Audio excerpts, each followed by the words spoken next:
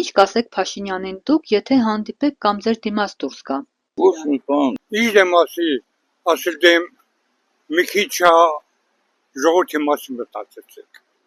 Մի հետ մինը դուսկա ժողովրդի մասին մտածի, ասի ոչ, սորյուն թունվել եմ, ջբերս տարտակա լծվի, դե չի աղջիկ ջան։ Չեմ կարծում, որ դեմ դուրս գար, չեմ պատկերացնում դա։ Չգիտեմ, երևի համոզմունքը մեջս կա, որ չի լինի այդպիսի բան։ Ինչ պիտի ասենք, դժվար թե կարենա դուրս գան, որովհետև տիկնապաններով է ման գալի։ Շատ բան կարելի է մտածել ասել, այս պահին չեմ կարող ասել, ինչ կոնկրետ կարելի ասել։ Ինչ դիասիլ թոշակնին 40,000 եմ ստանում։ Ոչ նպաստ ոնջ է թոշակը։ Թոշակն էլ որ գցիմա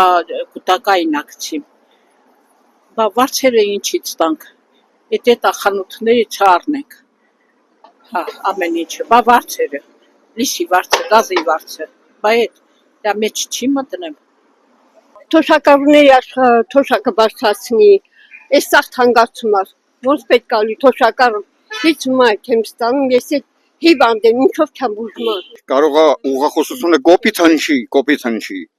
բայց սենց խոսք կա, ասում է ճշմարտությունը դեղահաբին նման է, դառն է, բայց բուժիչ է, հասկանում ես սավետնանը։ Հիմա սա խորշում են ճշմարտությունից, դե դառն է, բայց բուժիչ է, դա է բուժելու մեզ, ճշմարտությունն է բուժելու մեզ։ Այս թոշակառուների բան թոշակը բարձրացնի, տենց շատ են, էլ աղքատ կամ բարենորոգումներ մտցրի, որ անապահով երեխաների համար։